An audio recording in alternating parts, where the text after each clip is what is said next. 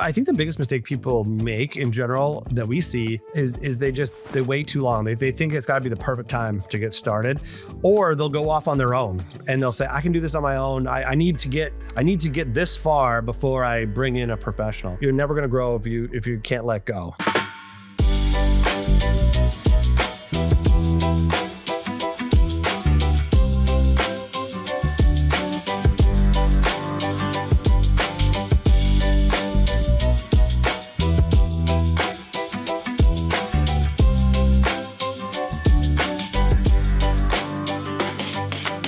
Welcome back to Mic'd Up. I'm your host, Mike DiCioccio, and our guest today is a national best-selling author, a #1 New York Times best-selling expert, entrepreneur, investor, and a global leader in book writing and publishing, as well as a founder of 6, yes, you heard me right, 6, 7, and 8-figure companies in the US, UK, and also in Europe. Welcome to the show, Kevin Anderson. Thank you, Mike. Happy to be here.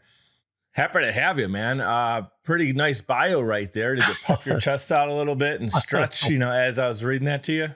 A lot of luck and a lot of great people that, if there's one thing I did right, it was picking really good people to help build everything. Can't do it alone.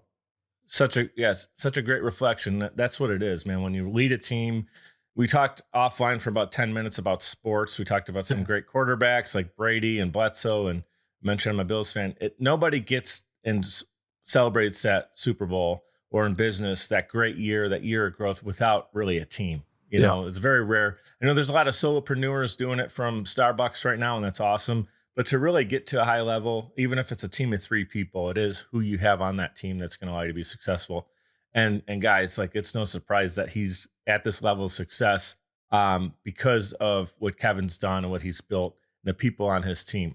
And I want you guys to know, if you're new to Kevin, I got everything in the show notes, website, social media, publishing information, whatever it is. Kevin, share more information with me offline and I'll make sure it's in the show notes as well. And that's for anyone who's tuning in on YouTube, Apple, Spotify, however you guys are tuning in right now. Thank you for being with us. Make sure if you love this content and other interviews that I've done with amazing guests, don't forget to like it or share it with your friends, subscribe to our YouTube channel, and make sure you're coming back for more great content. Now, with Kevin, we're going to dive right in. We're going to go back to kind of the origin story. That's how I like to start these podcasts and get into your headspace. Like, what originally for you drew you into ghostwriting? Because it's a very specific thing. Ghostwriting and then editorial work. And how for you did that now evolve into leading your publishing firm? Like, there's a big gap there, but what got you originally into it? Yeah, it's a great question. And, it's funny because I really backed into it. It was never the plan. It was never part of a business plan or a strategy to start a ghostwriting firm. It actually happened. I had started a different company entirely. We did a lot of editing, a lot of tutoring high school kids as college kids. I set that up while I was still a graduate school. I had a whole bunch of really highly qualified. The whole team was all Harvard PhDs and Ivy League PhDs, and they were who were doing this tutoring and editing.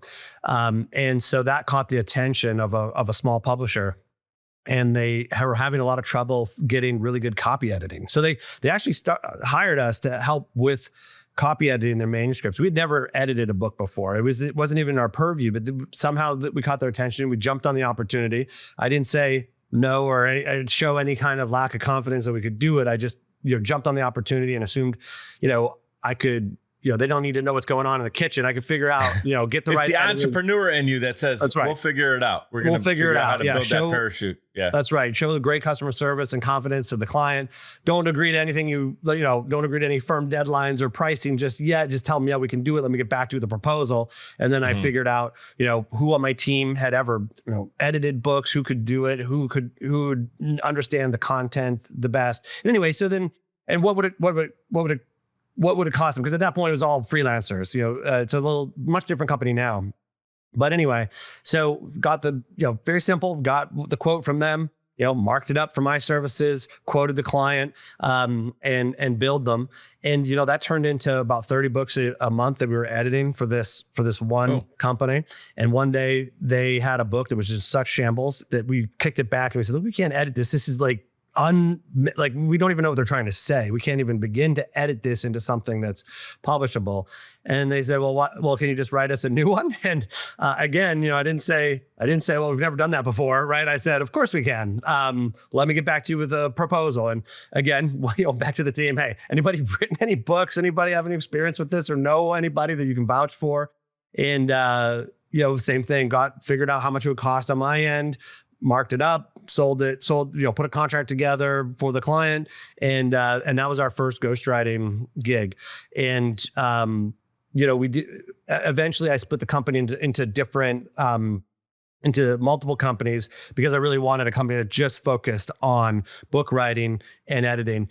And, it was just such a really, it was a really great, it was so much better than what we were doing before. Because what we were doing before was high volume, low margins, and it was a lot of it was just a lot of work to manage it all. And because the average project we were working on, it might be a couple hours of tutoring a week, or it might be a small, like a resume that we're editing. And these were 200-300 page books. And also writing a book is a very involved process. Right. You're dealing with fewer clients, but the revenue was just so much higher. So I really gravitated towards that company. It was just so much more fun. It was so much fun working with high volume could sometimes take the fun out of it. And what I mean by that is you're more intricate in what you can do if you're helping 5 people a month, right, instead of 80, right? Who are you going to be able to give the most time and attention? Not saying you're not doing a good job for 80. You just have to have a bigger team, and there's going to be more process driven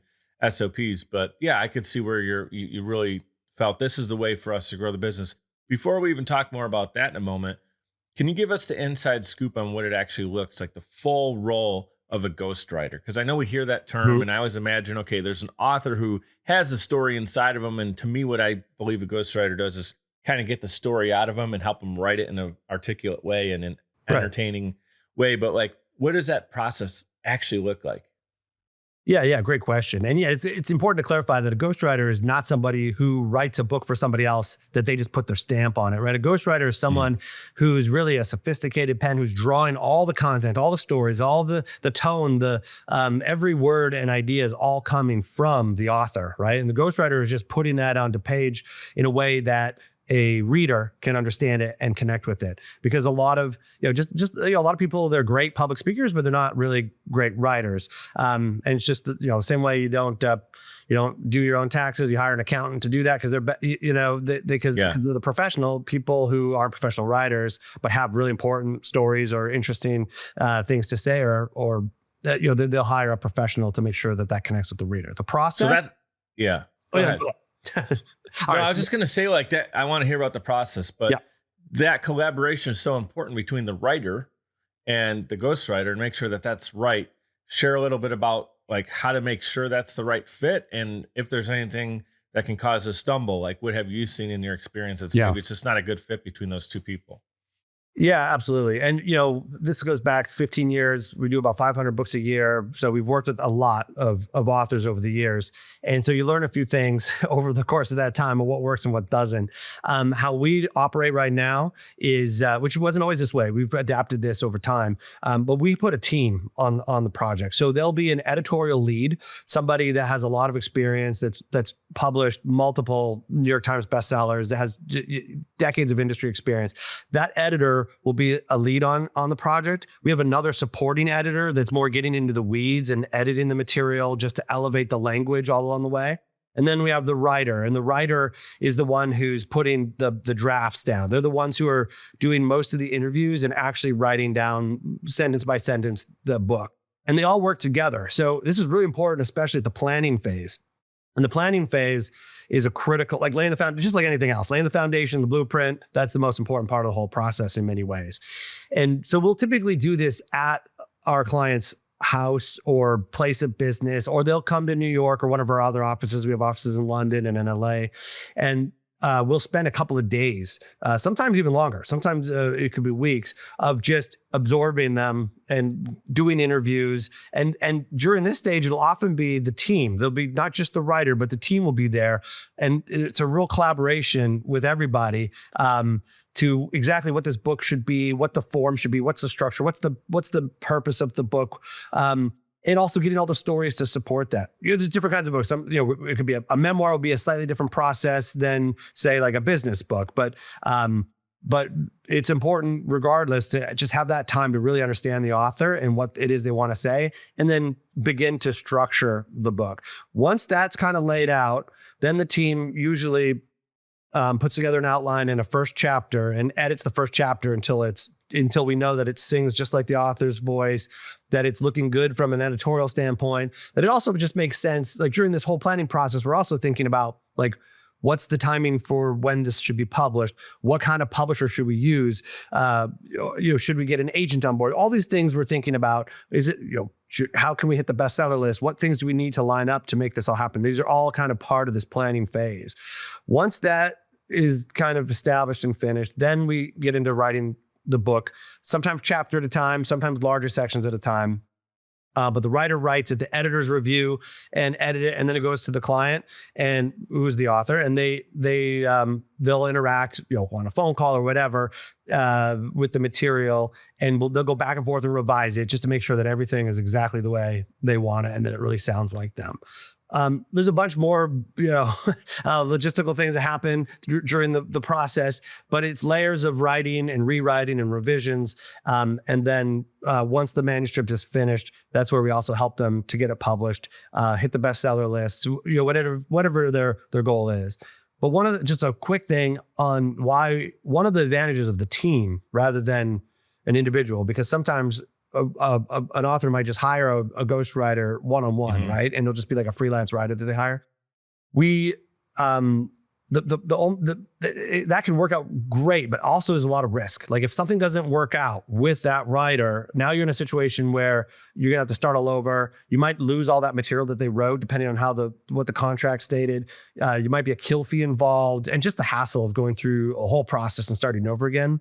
With the Mhm. team, we have a higher percentage than, the marriage rate in this country, but like, everyone goes into a marriage. No one goes into marriage thinking it's going to fail, but that can happen along the way. And things can start out really great with the writer, but then somehow it's just not clicking midway through.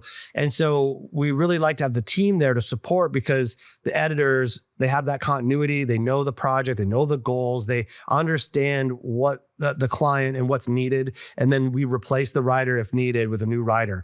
And they can just start right there and plug them in at that point in the project and then move forward and finish it. So, but anyway, there's a lot of other layers that go in. We do beta testing. We do, we'll do reads for accuracy, especially if they're working with a book that might have, it's dealing with another culture that the author's not really familiar with. We'll have people read just to make sure everything's accurate and reflecting the characters authentically. So there's other processes that go into it, but yeah, that's the base of it.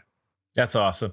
It goes back to what you said at the top of the show. You said, hey, thanks for the great bio there, but I wouldn't been able to get there or do those things without the right people behind me. And it's the same thing Right. with a book. It's like there's a ton of people that go into if you do it the right way. Now, some people might have success with a smaller team or just one ghostwriter, but what you're saying is having more people there, experts in the kitchen, if you will, or on the assembly line, really is going to help you have the best chance at success. And if you need to move pieces around, just like a football team right now, the Bills, we got rid of McDermott, we promoted Brady. And so, look, we didn't need to rehaul the whole team.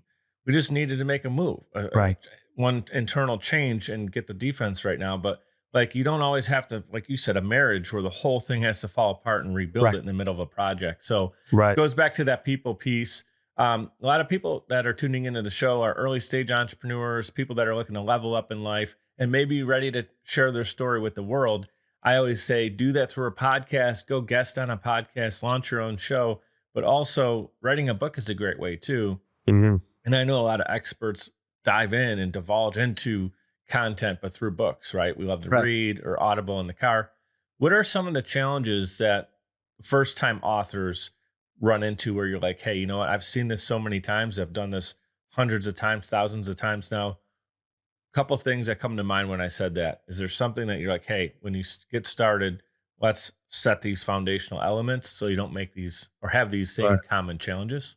Yeah. So I think the biggest mistake people make in general that we see is they wait too long. They think it's got to be the perfect time to get started, or they'll go off on their own and they'll say, I can do this on my own. I need to get this far before I bring in a professional.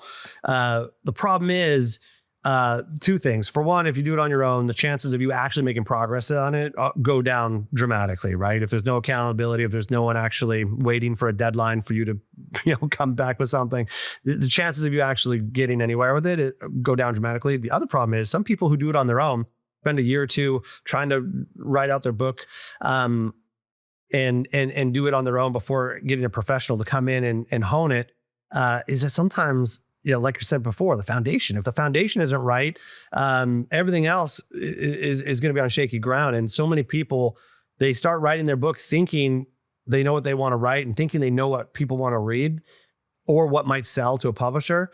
And they've gone in a totally wrong direction. And all that might have been needed was just a 1 or 2 hour consultation with a professional that could have said, oh no, you want to make sure you don't do this or that, or just give them that guidance to make sure that they're going in the right direction. That's a great point. And it makes me think too, like with film, I love movies and I love film and production. And you look at the end of a great movie and it's, the first name you see is directed by, and then you see a bunch of executive producers who had their thumbprint on it. But then there's a list of 100, 200, 300 people, right? And it's like, and all those people have their own thumbprint on it. But like you're saying, to get to that level, to create a great product, like have some experts point you in the right direction, or make what you have that's good, great. Take it to the next level, make it make it a New York Times bestseller, not just, hey, my friends really thought that was a cool book and great job. Like, you've done it and you've seen it, the elements. It's like a master chef, right? They've made that dish 1,000 times. They know just the right amount of salt, the right amount of whatever it is they're going to pinch and put into that thing. And they're not even using measuring tools anymore. They know it. Like grandma, we talked about Tuscany and Italy and stuff. She didn't look at the book anymore. She's just making it because she knows it, because she's done it 1,000 times.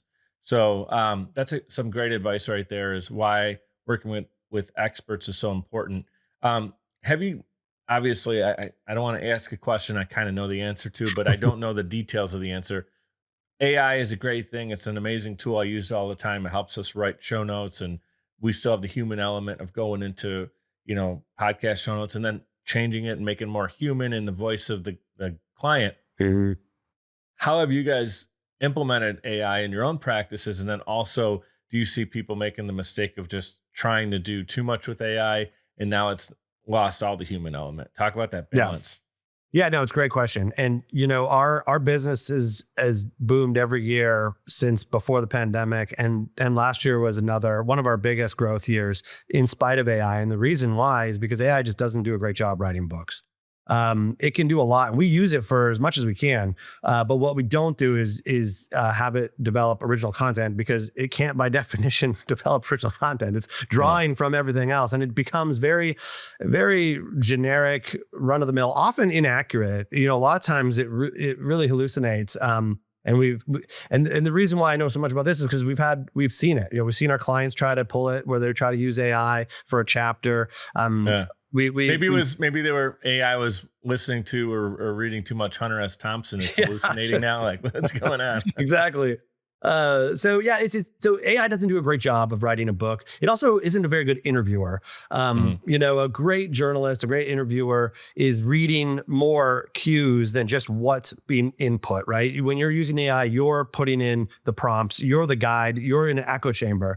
But a good ghostwriter is like a journalist, and they're watching your face. They can see when you're holding something back, and they also have to have the sense of when to really go for it or when to wait and say, no, what, that's not the right time right now. Let's wait on this later. And just bringing the connections together of that human element is such a critical piece of writing a book. And it's just something that no AI can do, at least at the moment. 50 years from now, who knows? But for now, it's just not at that place. The material that AI is developing, when it's an original material, is just not a high caliber. You probably are doing more course correcting than you would have had to need to do in the first place, where it's like, if the idea was organic, with experts and as part of the process, you're going to get to the desired goal quicker than if Right. you have a small idea, give it to AI, try to create a final product, and now you're going back and just fixing a lot, right? Right. I mean, Or if the author has to then inject their own personal experiences right. into it. Now you're deleting all what the AI assumed, right? Yeah, So exactly. Right, yeah. right. And, and it's good for, yeah, I mean, it can be a good sounding board, an idea generator, um, for research and stuff. I mean, you always got to back check stuff, but, we can definitely shortcut some things, which is great. Hmm. But the way that we work with it with an author is, when it comes to writing the material, sure, like, I mean, summarizing notes and interviews and all that kind of stuff, that's great with AI. But when it comes to generating original content, sentence by sentence, that's all human. Um, and we found that to be really critical for quality. Also, there's a lot of legal ramifications that might be around the corner if you're using AI content in your book, because it's not, you know, you don't have the rights to probably a lot of material that it's drawing from, and then you're publishing it and making a profit on it on your own. So there's a lot of issues that could be coming up for that. But bottom line for us is it just doesn't create a quality product. Right.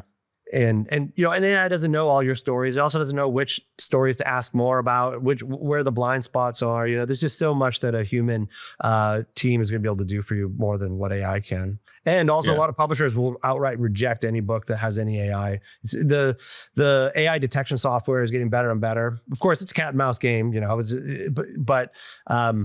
my kids are dealing with this in school too. I mean, they're not allowed to even do their essays on a computer. They have to do them by hand. We're going back to Oh writing yeah. and Yeah. in Write it on class. hand because Yeah, that's a because good point. but anyway, but with the AI detection softwares are pretty good, and they're going to keep getting better. And publishers will review. They'll put your manuscript through a detector to see, and if it does show up AI generated content, that you could get outright rejected. And most BS publishers aren't detector. accepting them. Beep, beep, Yeah, beep, yeah, beep. Yeah. exactly. Yeah. Yeah. Yeah.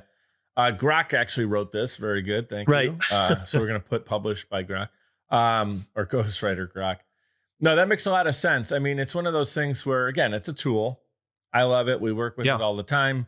But I think the problem is when the tool becomes the team, Yeah. and it's not. It's not the people. It's a tool that people use, and it can help you shorten some processes, maybe clean some things up, maybe just. I use Grammarly all the time because I Hmm. write and I write quick, and then there should be a comma there. If I'm doing an Oh email, it yeah, for tells me sure. even in my email there should be a comma there, exclamation point, whatever. And so it helps me just round out. So it's not doing it for me; it's just rounding it out to a more final product. So Okay. that's awesome. I love what you're doing. Like I said, guys, if you're interested in learning more about what Kevin and his team is doing, I got that in the show notes on YouTube. It's in the description. And you talked about profit a second ago, and we're going to take a quick timeout to make some profit here, hopefully. We're going to do a timeout for our sponsor. So, our number one sponsor is my company, my agency that I started back in 2017 called Social Chameleon. It is podcasting done for you. Go to socialchameleon.us. You press record, we handle the rest. Podcasting done for you. Again, socialchameleon.us. We love to work with a lot of entrepreneurs, a lot of people tuning into the show. We are the agency that would love to work with you for your business, your B2B podcast. Again, socialchameleon.us. Also, we're recording this. We're in two different locations. Kevin, where are you at right now? Did you say Boston? Yeah, right now I'm in the Boston area. You're in Boston. Okay. So I'm in Philly as we record this right now. So from Boston to Philly, we're doing this on riverside.fm. That's how you can get high quality audio and video recorded for podcasts and many other business applications for video. We love it. I've been working with Riverside for a couple of years now, and it's been consistently doing a great job. Check that out at riverside.fm. And if you're looking, how do you get your podcast, your audio podcast out to Apple, Spotify, and all the amazing players, all the different apps on your phone where you can listen to it, including Amazon Music? We do that through libsyn.com. It's libsyn.com. You can use promo code Be Great, all capitals, BE Great, and you can get your first month for free thanks to this show. So that is how we pay the bills here. I want to get back to your story here and kind of go behind or beyond, I should say, the sales numbers and a lot of people get into these vanity metrics of social media. This person has 250,000 followers on Instagram, so they're better than me, or maybe how'd they get so far ahead or whatever. And so when authors launch their first book, it could be a kick in the pants, like, oh my God, I was so excited to release this and I only have 12 reviews on Amazon and that's not looking too good or whatever. So beyond those numbers and figures and what people think is defining their success, how would you actually define the outcome, a successful outcome for somebody's first book? And Yeah. maybe not even just first book, but then down the line, how do you define success for an author? Yeah, well, so a lot of our authors, especially our nonfiction authors, authors who are the book is supporting a business or the book is giving lessons that they've learned. Um, for these authors, the ROI is not in book sales. And they might have only sold 12 books, but they might have made 2, 3, 400,000 off of that book, because by writing the book and getting it out there and having it attach their name, having it show up so high on SEO anytime someone Googles their name, having it a part of their website, being able to promote the book whenever they're at a conference or whatever, having that book with their name, with their picture on the back. It's a huge call. It's a huge advertisement. It's a business card. It's an authority piece that really establishes the author as the authority in that space. So most of our clients, and there've been studies on this too recently, that show that the books in general have a very good ROI, but the ROI is not from book sales, is from the clients that you generate, from the online business that you generate by having that book as an asset for you, which is another reason why, the sooner the better especially for the first book. You can always write a second book. Some people think, I need to have made it before I write the book, but that's, anyone that has any measure of success or has learned something, is at a certain point, and they have something to share that's of value to the people that are just at that point. You might not have a message that's perfect for someone who wants to take their business from 100 million to 1 billion, but you probably have a lot to tell someone who is just trying to get started, or who is at the point right where you have just passed by. And so there's a lot of entrepreneurs, or business owners or execs have a lot of wisdom and knowledge to share. And it's a mistake to wait too long to share it. Share where you're at right now. That's going to, not only is it going to be able to help people, because I'm sure you have something to teach people that are kind of coming, that are behind you, but also it helps your own business. It helps establish your authority in the space, and it's something that compounds over time. If ask anybody in finance, and there's never. It's never too early to invest, right? You go back in time. I'm sure all of us wish that we put in a couple more $100 when we were 16 years old into the S&P 500, because that would have turned out to be a huge return. And the same thing is with a book. The earlier it's out there, the more it's doing for you on its own, and the more clients that you're getting from it over time. And you can always write the second book once you get to that stage in your journey. But yeah, that's the big profit earner for most of our clients. So if a book is a success, if you're able to utilize it to either establish you as an authority or get more clients, or even to just help get all your thoughts together in one place. I mean, there's even a big value in that, and helping you define who you are, your mission, your message.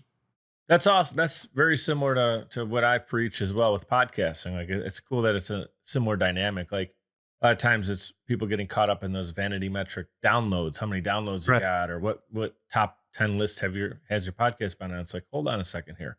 First of all, if you're doing it with purpose, you're doing it from an educational standpoint, you want to help people, you can get started. You don't have to be the finalized expert, what you're going to be like in 20, 30 years talking about a topic. It's like, you can let people know where you're at now. It's okay. And like you said, write that first book.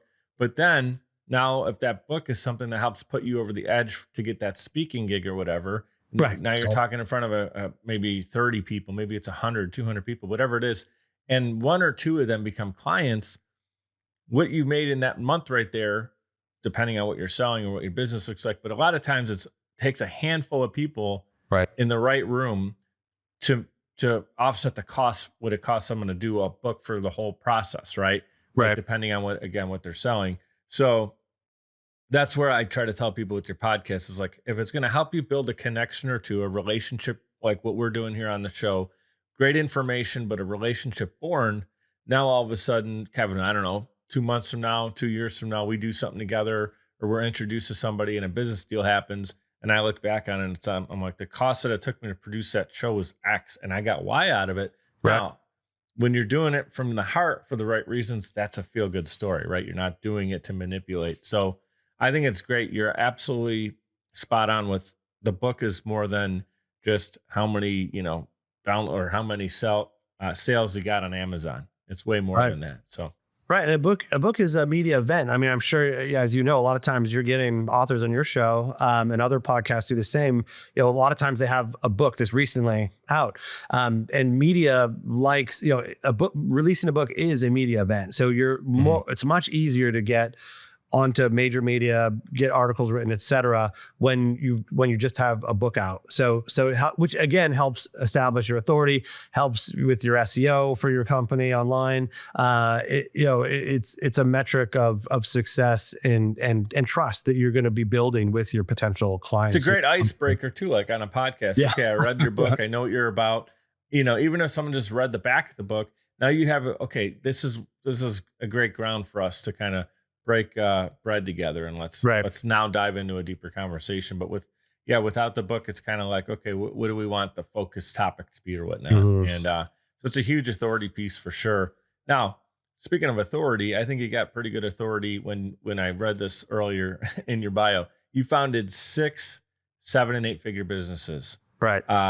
So there's a lot that goes into that. Can you share some of the other businesses you founded aside from the publishing, and kind of what I'd love to know personally, just as I read that, is how the hell do you balance all your time and energy between each? Is it like being a father to 6 kids and they're all similar in age? Like, how do you do that? Well, I have 4 kids, and 3 of them are boys that are they're within a year and a half of each other. So so they all need your similar time and attention. They're a lot. No, the business is way easier than kids. Way easier. Yeah, I mean, it's all about people, right? So when I first split up the companies, I split them into. I first split it into 2 companies. I say split, but essentially on paper I started 2 new companies. But it was, a lot of the team was going into one or the other. The one company is just working with PhDs. It's called Dissertation Editor. It's a parent company. It's called PhD Advantage. It works with people going through their PhD process, helping them figure out how to set up their study. Critiquing. It's something that honestly a PhD advisor is supposed to be doing, but because there's a lot of universities out there that are overbooking their PhD programs, they're not getting the help that they need. And we also work with like ESL learners, like trying to help them with their language and make sure that everything is looking good. That company is run by a CEO, and I hired that CEO pretty early on. As soon as we started making a profit, I knew the plan from the beginning with that company was, as soon as it started making any kind of profit where I could afford to get somebody in, I would get them in.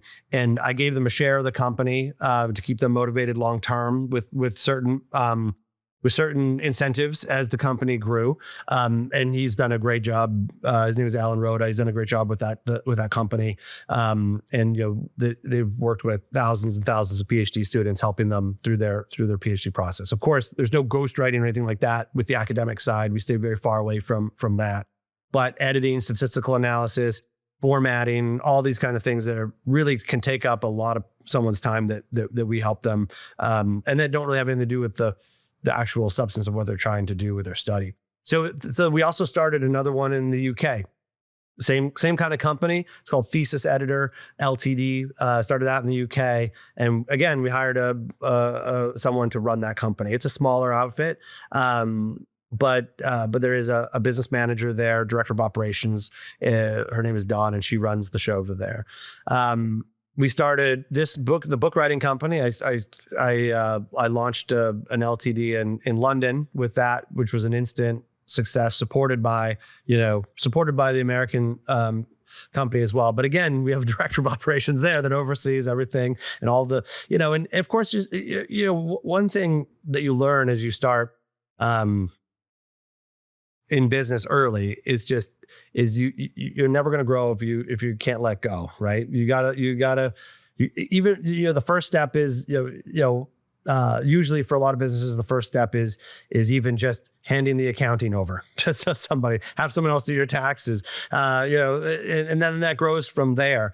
And I think that's always a process that's difficult for an entrepreneur, because that you can, most of the things in your business, you care about them more than anyone else will, and you probably can do them better sometimes. Well, not everything, but some things you can do probably better than the person that you're bringing in to do it. And that can be difficult to let go, knowing that they're not going to do it quite the way that you would do it, or quite as good as you would. But you're never going to be able to do all the other things to help your business grow if you don't. That person may be better at other areas, right?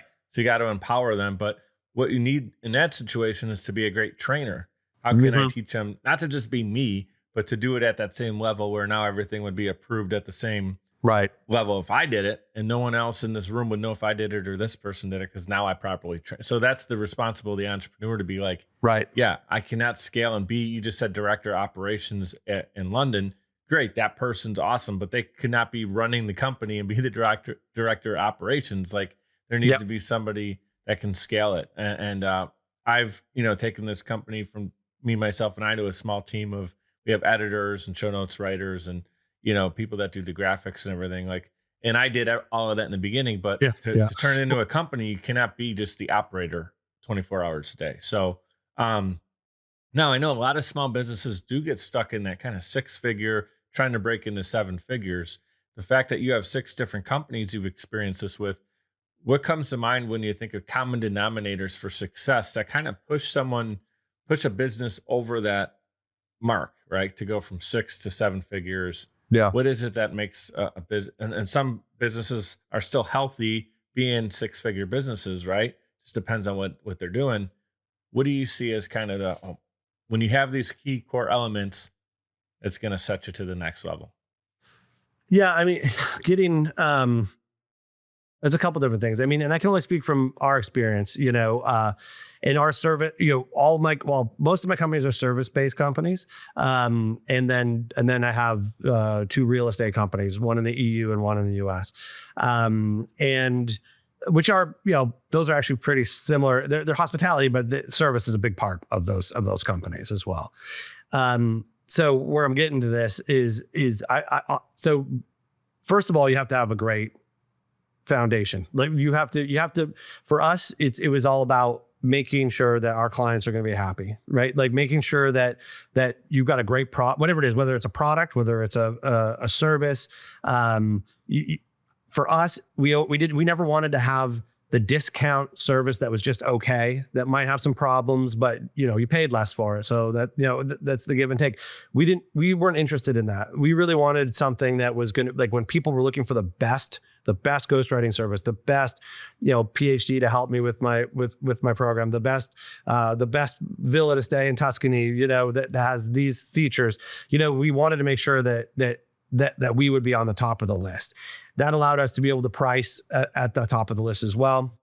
And it also allowed us to hire really great people. And so again, I can only speak from my experience, because I know it can be different in like e-commerce or whatever, but it does translate, I think, in just making sure that, the way that you're presenting yourself, what you're actually delivering, are just at the highest level that you can possibly get it to, and always make sure you're willing to adapt if ever there's a crack in the pavement.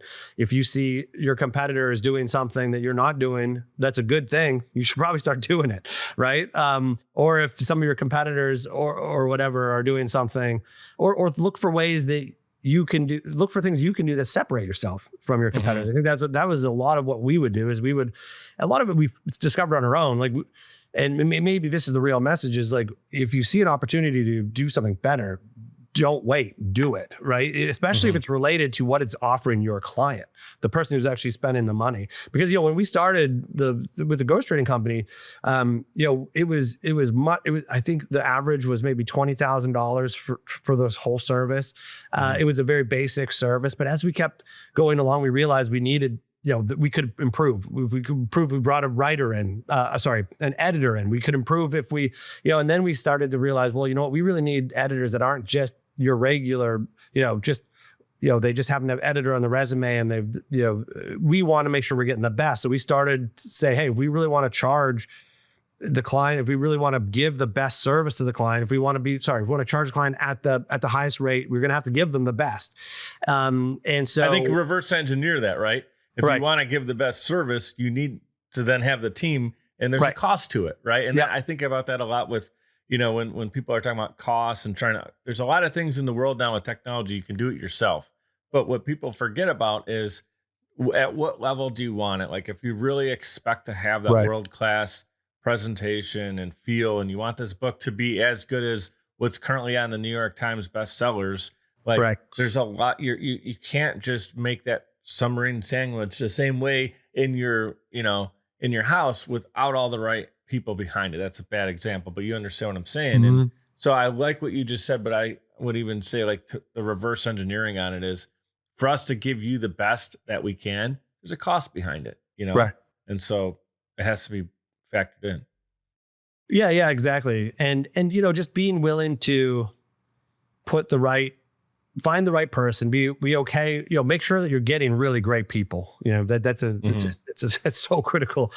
Keep them happy. Make sure that, have a good benefits package, have good PTO, you have a place that's fun to work. Don't be hovering over them, trying to make them work 70 hours a week.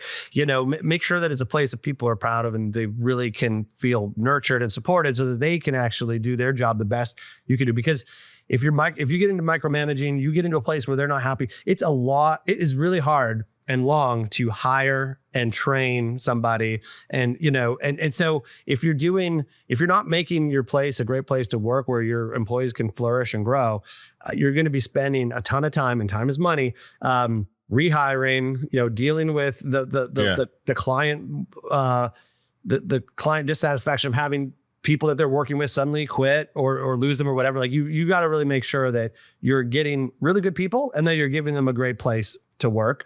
And that'll save you a lot of time, having to hold their hand, or, you still got to train them and do all that stuff. But in the long run, it's going to save you a lot of time, and it's going to allow you to grow. And of course, there's different people for different tasks, right? So, I mean, if you're looking for someone that's really going to help you out, like as a business owner, there's, at some point when you get into that, like around $1 million a year revenue for most businesses anyway, you're gonna need to think about bringing someone in that's going to manage your team for you. That's going to be looking at the books. It's going to be looking at people. It's going to be accountable, that your employees are going to be accountable to.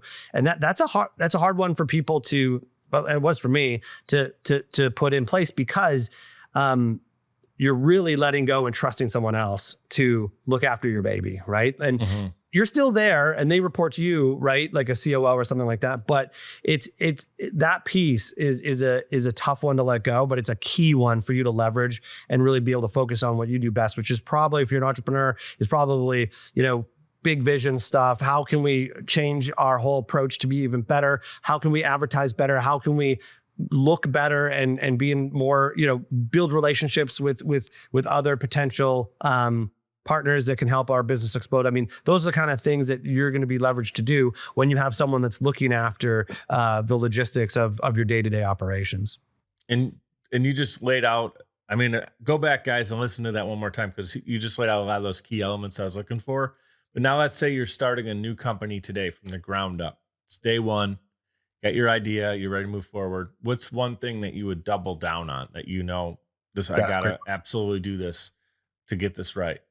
That's a great question. And one clarifying thing too is, all those companies, not one of them used seed capital, not one of them took out a business loan, not one of them had investors. All of those were self-started. And also very important, it doesn't matter how much your company makes. If your EBITDA sucks, then you're not making any money, right? Like if you have unless you're like obviously there's some companies where you're getting investors and it's a different kind of a strategy. But as a business owner, if you're still if you're still there, it doesn't matter if you have a $20 million business. If your expenses are $22 million, you could be in trouble. But to answer the question, starting fresh, let's say we don't have any investors or anything. I'm going back to myself, back in time. What am I gonna really double down on? I would double down on bringing in a real expert, someone with a lot of experience, someone who had already done a lot of the things that I want to do, and be willing to pay them to come in and help me. That's probably what I would have done instead. Instead of doing it on my own for so long, being the guy who's out answering the phone, doing the scheduling, doing everything, and there's a cost to that, for sure. Obviously there's a cost to that when you're bringing in somebody, but it would have helped us. It would have helped us grow faster, and we would have put us like and also, but it helps you also sell for us anyway. It helps us sell our service. I bring in a really well-respected editor that's worked with, Brene Brown and Simon Sinek or whatever, and I bring them onto my team. And now that's an asset that I can also sell, right? Like now my clients are attracted. So build something, you're trying to build something that clients are going to want. And if it's one thing to have a sheet of everything you provide, but it's another thing if you can say you're going to be working with this person that has a long list of success, and I love that idea. Just, what I just thought of there is the idea of, when you're in sales, a lot of times the vision that people have is hunting. You got to go out and hunt and hunt and hunt, right? You're knocking on doors. You're finding new people to talk to. You're going to new networking meetings. You're getting your brand out there by telling people about it that didn't know it existed yesterday, right?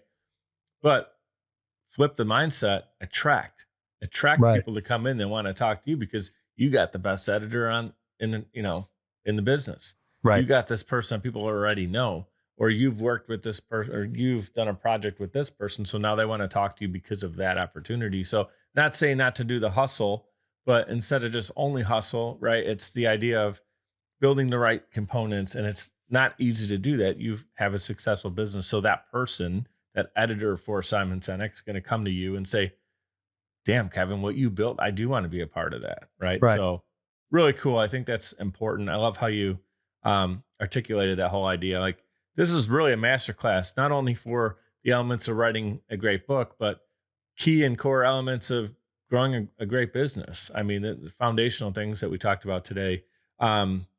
Where would you recommend people to go to get, okay, they got some really great rudimentary elements today. What's the next step? Go to your website. Do you have something to get more information from you? Where would you send people? Yeah, our website's really comprehensive, and it's easy to talk to somebody, and it's free. So yeah, the website is kawriting.com, K-A-writing, like writing a book.com. And go there, whether you're in the UK is kawriting. What is it now? I think it's uk.co. Regardless, type in Kevin Anderson Associates in UK office, and it'll come up. But regardless, well, we'll have it linked in the show notes, so just click on it. Don't even worry about it. But just give a call. Call the number. Someone will talk to you. You'll get someone that really knows. I mean, their stuff. I mean, Mark Weinstein, one of our editorial directors, who's talking with people every day about their books. I mean, he was an editor for over 2 decades at a bunch of publishers. He's published over 400 books. He actually was a ghostwriter too. He wrote one of the Wim Hof books. It was a big New York Times bestseller. So you're going to be talking with someone that really knows their stuff. And it's, like I said, it's all free. But we're happy to give free information. And if you want to move forward with services, great. And if not, then hopefully we gave you some great advice and put you in the right direction. That's awesome. Do you have a couple minutes for rapid fire? We want to get to know you a little bit more. So I got a question off the top of my head I just thought about. I can tell as you're talking about, your businesses and ghostwriting and the different people on your team. It's like every time you shared another element, I see it in you that you kind of lit up. It's something you're very passionate about. You're excited about. It came naturally to talk. This conversation, we're like an hour into it and it flew by, right? What's gets you excited like every day? What's the thing you look forward to the most? It's just, you love doing it still. You've been doing it for X amount of years. What gets you energized every day? In business? Yeah.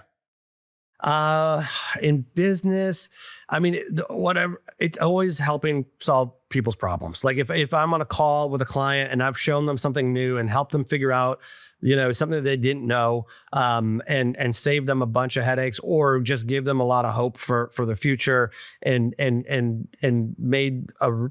give them any kind of advice that was helpful. That's that's always super exciting. I love that part of the job, and we get to do that a lot at a high level. So that's amazing.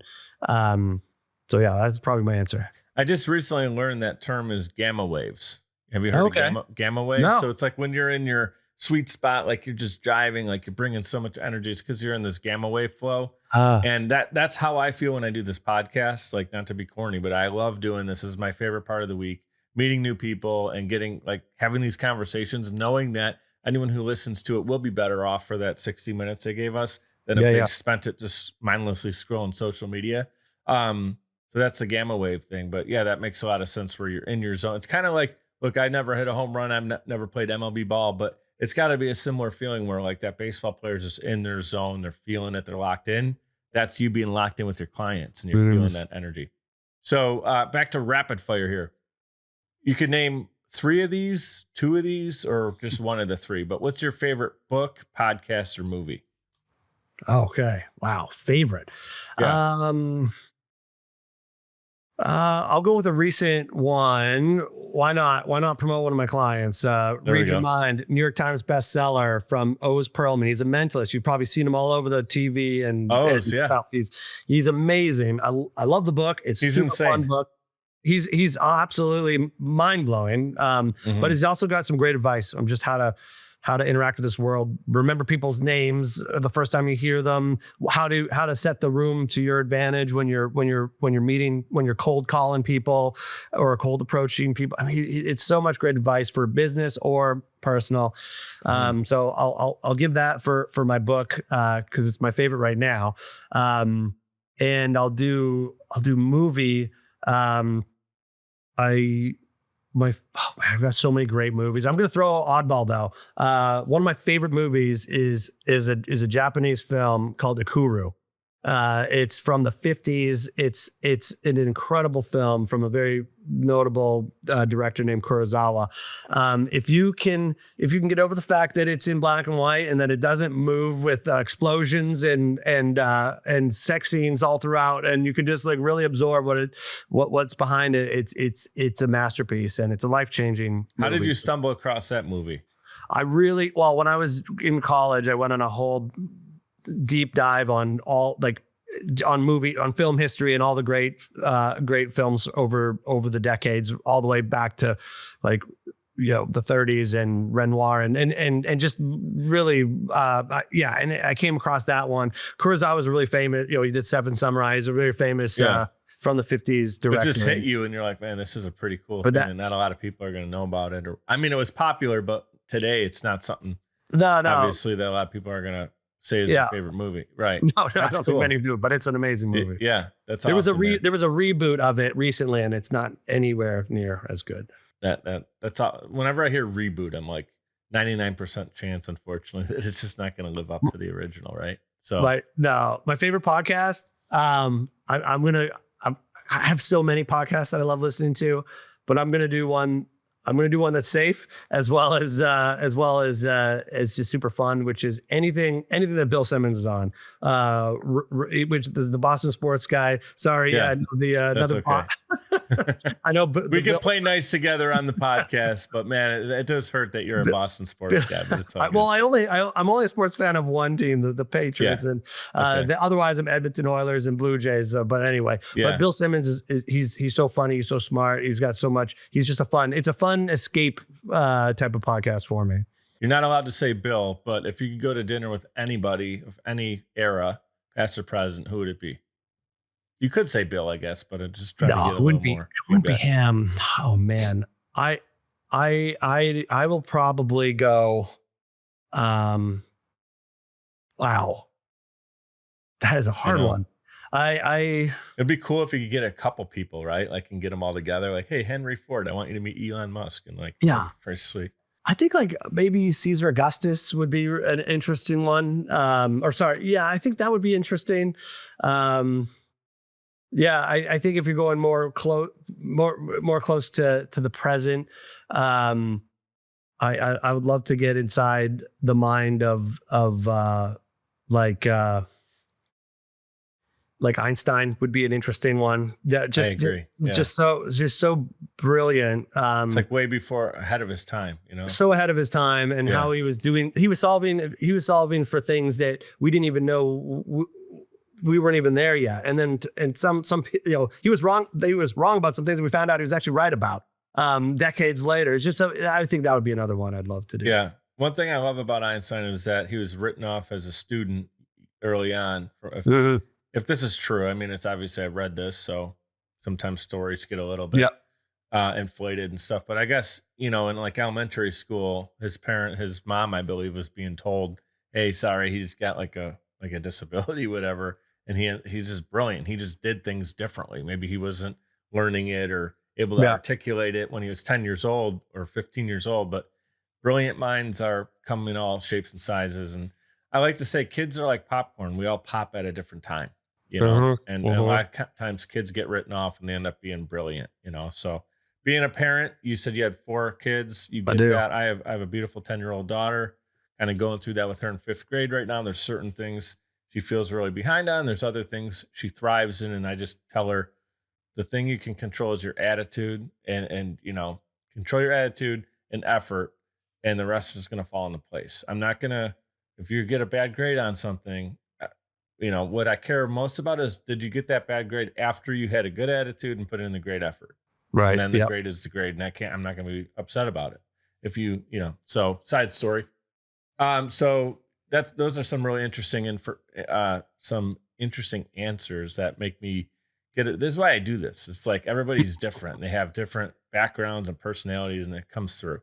If you can master any one skill, what would it be? In particular, something maybe that you're not great at right now. So it could be a Right. skill. Oh, if I could master one skill, it would be it would be the anti ADHD. So basically being able to remember things where I left things. I can remember, the date the Magna Carta was signed, but I can't remember where just basic items are around. Mhm. It drives my wife nuts. Or I can't remember what she tells me, we're going to be meeting with so and so this weekend, forget it. So I would love to master that memory skill. I mean, that's not a skill maybe that's easy or able to master, but that Wallet, that keys, would be amazing. sunglasses. Wallet, keys, sunglasses. I, Answer out the door. the best I do to overcome some of the Oh, phone. You ADHD got to add stuff. your phone to that. Yeah, exactly. Yeah, that's why I have a wallet phone combination so that because Cool. but yeah, I try to keep a lot of lists of everything. I just write everything down. Anytime there's something I want to remember, I make sure to try to get it down just so that, that it doesn't get Yeah, lost. that's cool. Any last inspiration? This was an awesome conversation. I enjoyed it. You're a great podcast guest and made it super easy for me to flow with this conversation. So good. Anything that, like, if someone's tuning in and you're like, maybe there's one thing we left off that you want to make sure they get. Is there anything we didn't hit on that you're like, hey, one more piece of advice or inspiration would be this? Well, I think if you're thinking about writing a book, or you think that a book might help you, just uh, don't fear, don't hesitate. Just call us and talk about it, because there's no cost to talk about it, and you might be surprised. Um, you might be surprised on all the options there are to actually have a book written, how fast it can actually happen. It can happen sometimes a lot quicker than you realize. And there's a lot of things that we can do to help make a book a reality, even if it's not something that you ever thought would be part of your, wasn't on your vision board or whatever. There's a lot that we can do to make it happen with minimal lift and frustration and what have you. So Mhm. and it doesn't matter whether you want to write the book, ghostwrite the book, or whatever. We work as coaches, we work as ghostwriters. We can help if you've already written the book and you just need help getting it to an agent or publisher.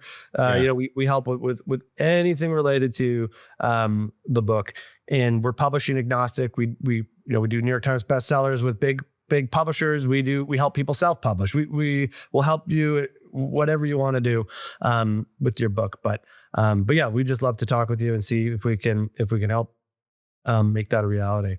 Don't let your great idea die in your heart, guys. Don't let Right. it die inside you. Get it out, pen to paper, pen to Google Doc, start writing, and then build the team. It's already built. work with a great team like Kevin and his team over there, and your chances of getting to where you want, or just the chances that the book is going to be something you're proud of, are 100% greater if you're Yeah. working with a professional team. So, and that's, an understatement. So, man, this is a great conversation. I love that we talked about your expertise in book writing, ghostwriting, publishing, the other businesses you're doing, really cool stuff there as well. And just, kind of downloading the information from you and getting it out to the world. So this has been a lot of fun for me. Any last things before we go? Oh, I think that's it. Really enjoyed the time with you. Yeah, flew by, man. I always end every episode with this: be great, be grateful, and God bless. And thank you so much, Kevin, for being on the show. You're awesome. Of course, pleasure.